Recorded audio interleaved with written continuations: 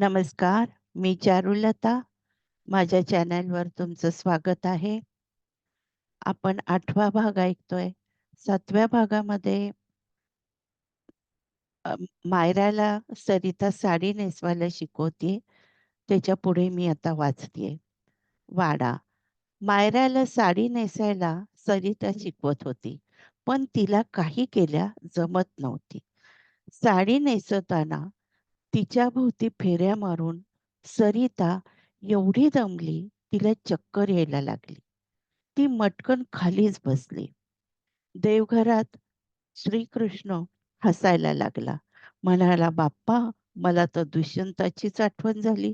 द्रौपदीभोवती दुष्यंताने एवढ्या चकरा घातल्या नाही." गणपती म्हणाला, "कार्तिकीने पैज लावली होती. पृथ्वी प्रदक्षिणा घालायची. त्याचीच मला आठवण झाली." दोघंही खो खो हसायला लागले. मायरा सरिताला म्हणाली, "मम्मी, काय झालं बरं? बरं नाही का वाटत?" सरिता म्हणाली, "आपण उद्या करूया प्रॅक्टिस." मायराला सरिता 2 दिवस काष्टाची साडी कशी नेसायची हे शिकवत होती. पण मायराला काही जमत नव्हते.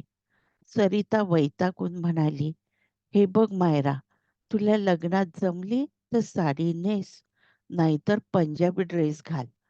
घातला तरी चालेल." मायरा म्हणाली, "पंजाबी सूट? ते तर पंजाबी लोकांचं लग्न, समजतील लोकं." सरिता दोन्ही हाताने डोकं गच्च धरत भिंतीला टेकून बसत म्हणाली, "मायरा, तू फ्रॉक घातला तरी चालेल. ऐन लग्नात मीच आजारी पडले तर? तुला जे योग्य वाटेल ते कर." मायरा म्हणाली, "नो, नो मम्मी, मी लग्नात साडीच घालणार." सरिता म्हणाली, "अगं मायरा, साडी घालत नाही, नेसतात." मायरा म्हणाली, "तेच ते ना मम्मी, घातली काय आणि नेसली काय? आपण परिधानच करणार ना."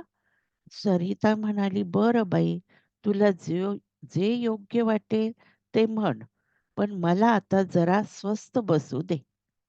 मायरा म्हणाली, "मम्मी, मी तुला चहा करून आणू का?" सरिता म्हणाली, "मायरा, मला आता काही नको. मला फक्त थोडी विश्रांती पाहिजे. तू आता गेली तरी चालेल." "पण मम्मी, जंपू नाही ना आला." सरिता डोळे मिटून पडली होती. ती डोळे उघडून म्हणाली, "झंपू? कोण झंपू?" मायरा लाजत म्हणाली, "मन्नू." सरिता म्हणाली, "कोण मनू?" मायरा हसत म्हणाली, "मुरली." सरिता बायजाकडे गौराकडे पाहत म्हणाली, "मला माहीतच नव्हतं. माझ्या मुलाचं बारसं एकेका मिनिटाला होतं." बायजा, गौरा पोट धरून हसत होत्या. लग्नाचा दिवस उजाडला. वाड्यापुढेच मांडव टाकला होता. अवघ्या पंचक्रोशीतले लोक लग्नाला आले. अमेरिकेतून हिराजीचे मुलं आले होते. वाड्यावर सगळीकडेच धावपळ चालू होती. राजाराम शेठ व सितूभाऊंची सक्त ताकीद होती. कोणाला काही कमी पडता कामा नाही. इकडे सरिताला धडधड व्हायला लागली. ती पाणी पी, सोडा पी असं करत होती. हिरा आजीने तिला विचारलं, "सरिता, काय झालं? तू एवढी अस्वस्थ का?" सरिता म्हणाली, "बाई, ही मायरा जर फ्रॉकमध्ये मंडपात आली तर लोक काय म्हणतील?" हिरा आजी म्हणाली, "हे बघ सरिता, मायरा फ्रॉकमध्ये येऊ दे नाहीतर साडीत. ती आपली आहे, तिला आपण आपली मानली आहे. मग आपल्याला फरक पडायला नको. शांत राहा, सगळं ठीक होईल." भटजीबुवांनी माईकवर गर्जना केली, "मुलाचे मामा, मुलाला घेऊन या."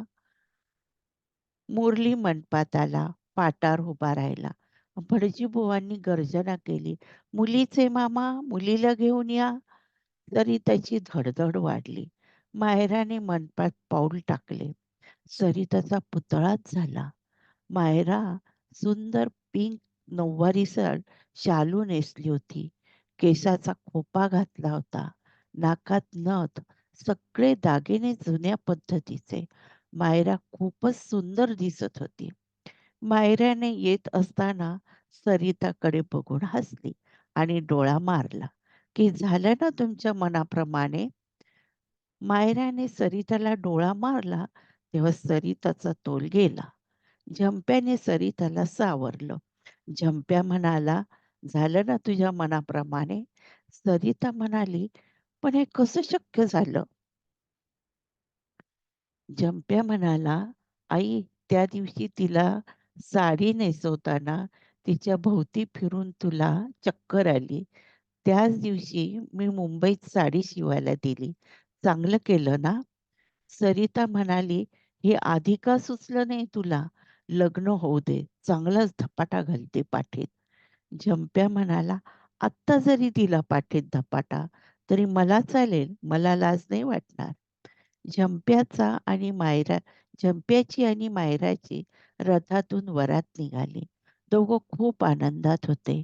A1 वरात निघाली. रथ फुलांनी सुंदर सजवला होता. पुढे बँडचा ताफा, वरातीच्या दोन्ही बाजूला 1-1 फुटाच्या अंतराने गॅसबत्ती डोक्यावर घेऊन बायका चालत होत्या. त्या उजेडात वरातीला नटून आलेल्या बायका, पुरुष, मुलं रथामागून चालत होते. वरात सर्व गावातून फिरून आली. आता शेवटचा कार्यक्रम राहिला. सासूने सुनेचे तोंड आरशात बघायचे.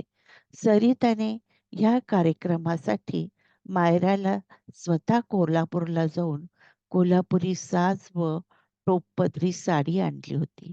तिला वाटलं नव्हतं लग्नात ती साडी नेसेल, पण तिचं स्वप्न होतं ह्या कार्यक्रमाला माझ्या सुनेनी साज घालून टोपपदरी साडी नेसावी. आणि सकाळी मायराने दाखवून दिले, ती मराठमोळ्या पद्धतीने राहू शकते. सरिताने गौराजवळ साडी दिली. मायराला घेऊन गौरा वरच्या रूममध्ये गेली. कोणाला काही समजायच्या आत मायरा जिन्यावरून सुसाट धावत खाली आली. तिने पळता पळता काहीतरी झंप्याच्या हातात दिले आणि ती वाड्याबाहेर पळत गेली. दिसेनाशी झाली. हे सर्व क्षणार्धात घडलं. थोडा वेळ कोणाच्या काहीच लक्षात आले नाही. पण मायराने पळताना झंप्याच्या हातात काहीतरी दिले हे बघितले सर्वांनी. तो एक कागदाचा तुकडा होता. त्यावर लिहिलं होतं, "मुरली, मी समोरच्या टेकडीवर आत्महत्या करायला चालले." हे वाचल्यावर सगळ्यांच्या पायाखालची जमीनच सरकली. झंप्या "मायरा, मायरा" करत धावत सुटला. त्याच्या पाठोपाठ राजाराम शेठ, झंपेचे वडील, मायराचे वडील, आई, सरिता असे सर्वच वऱ्हाडी धावले टेकडीकडे. मायरा टेकडी चढून गेल्यावर तिने मागे वळून बघितले तर सर्वात पुढे झंप्या होता. ती टेकडीच्या कडेला गेली, ओरडली, "मुरली, मी येते. माझं काही चुकलं असेल तर मला क्षमा कर." असं म्हणून तिने खाली उडी घेतली. झंप्या ओरडला, "मायरा थांब!" पण मायराने उडी घेतली होती. झंप्या हतबल झाला. तो म्हणाला, "मायरा, काय झाले हे? हे पाऊल का उचलले? मी पण येतो." असं म्हणून झंप्या पण खाली उडी घेण्यासाठी पुढे झेपावला. तेवढ्यात त्याला मागे कोणीतरी धरून खेचले. त्याने मागे वळून बघितले तर ती मायरा. तो म्हणाला, "तू तर उडी घेतली होती." ती म्हणाली, "ती शांता होती." सर्वजण आनंदाने वाड्यावर आले. सर्व देवांनी मोकळा श्वास घेतला. ब्रह्मदेव म्हणाले, "गणपती, फार चांगलं काम केलंस." शांताचा ससेमिरा झंप्याच्या पाठीमागचा संपला. गणपती म्हणाला, "शांता बंडखोर आहे. ती एवढ्यात तरी झंप्याची पाठ सोडणार नाही." सर्व देव हे ऐकल्यावर जोरात ओरडतात, "काय?" ब्रह्मदेव म्हणतात, "गणपती, काय बोलतोस?" "काही नाही, शांता नक्की सुधारली." गणपती म्हणतो, "ब्रह्मदेवा, तुम्हीच तिची निर्मिती केली आणि तुम्हाला माहीत नाही?" ब्रह्मदेव म्हणतात, "गणपती, तू लहान तोंडी मोठा घास घेतोयस, असं नाही वाटत तुला?" गणपती काही बोलणार, शंकर मध्ये पडतात आणि म्हणतात, "अरे, थांबा, थांबा, तुम्ही भांडू नका. तुम्हाला असं वाटत नाही का, शांता भुताची मायावी शक्ती वापरून आपल्यात भांडणं लावती? तर सर्वजण एकोप्याने राहून झंप्यावर येणाऱ्या संकटाला तोंड देऊया." हिराची मायरा व मुरलीला घेऊन देवघरात आली. दोघांना म्हणाली, "देवाच्या पाया पडा, आशीर्वाद द्या." दोघे देवाच्या पाया पडले.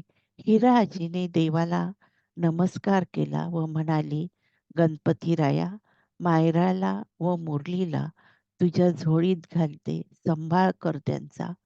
तारणारा पण तूच आणि मारणारा पण तूच. सांभाळ." 8 दिवसांनी मुरली व मायरा अमेरिकेला जायला निघतात. ते देवघरात देवाच्या पाया पडतात. सगळे देव त्यांना हात वर करून आशीर्वाद देतात. "सुखी राहा, दीर्घायुष्य हो." ते देवघरातून बाहेर पडतात. त्यांच्या पाठोपाठ गणपती पण देवघरातून बाहेर पडतो. हे बघून बाकीचे देव विचारतात, "अरे काय झालं? असा तडकाफडकी कुठे चाललास?" गणपती म्हणतो, "आलोच, एक काम उरकून येतो." गणपती वाड्याच्या बाहेर येतो. वाड्याच्या बाहेर शांता उभी असते, मुरलीची व मायराची वाट बघत. गणपती राया तिच्या जवळ जातो. एक अक्षरही न बोलता शांता शांताचा लक्षात येण्याच्या आधीच तिचा एक पाय पकडून शांताला गर गर गर फिरून लांब फेकून देतो. शांता एका अंधाऱ्या विहिरीत काटेरी झाडावर जाऊन आदळते. शांता म्हणते, "बाप्पा, हे चुकीचं आहे. मला बाहेर काढ. बाप्पा, मला बाहेर काढ." त्याच वेळेस विहिरीवरून अमेरिकेचे विमान जात असताना शांता बघते. शांता हात वर करून ओरडते, "मुरली!" तिचा आवाज त्या विहिरीत घुमतो. "मुरली, मुरली, मुरली!" विमान पुढे निघून जातं. त्याकडे बघत शांता दात ओठ कचा-कचा चावत म्हणते, "मुरली, मी तुला सोडणार नाही. तू माझा झाला नाही, मी तुला कोणाचा होऊ देणार नाही." इथेच 8वा भाग संपतोय आणि आपली गोष्ट पण संपती आहे. ही गोष्ट तुम्हाला कशी वाटली हे तुम्ही मला कळवा. शेअर करा, सबस्क्राईब करा आणि घंटीचं बेल दाबा. शेअर करा. नमस्कार.